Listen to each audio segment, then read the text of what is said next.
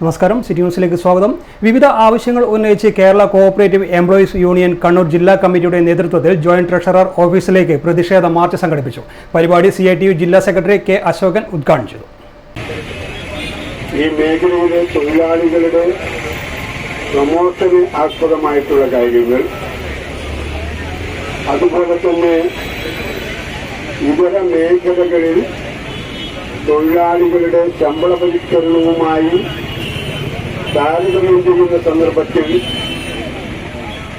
ഈ സഹകരണ മേഖലയിലെ വിവിധ ഡിപ്പാർട്ട്മെന്റിൽ ഡ്യൂ ആയിട്ടുള്ള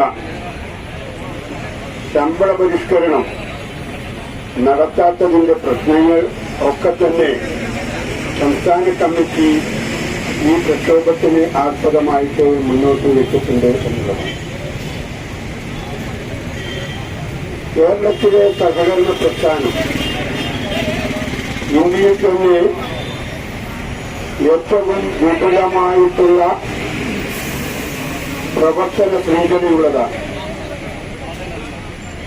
ഐക്യനാണയ സംഘത്തിൽ നിന്നും ആരംഭിച്ചിട്ടുള്ള ഈ സഹകരണ പ്രസ്ഥാനം ഇന്ന് ക്രെഡിറ്റ് മേഖലയിൽ, ഉൽപാദന മേഖലയിൽ, വിദ്യാഭ്യാസ മേഖലയിൽ, ആരോഗ്യ മേഖലയിൽ, നിർമ്മാണ മേഖലയിൽ എന്നുവേണ്ട സാമൂഹ്യ ജീവിതവുമായി ബന്ധപ്പെട്ടിട്ടുള്ള സകല മേഖലകളിലും ഇന്ന് വലിയ തോതിലുള്ള സംഭാവനകൾ നൽകിക്കൊണ്ടിരിക്കുകയാണ്.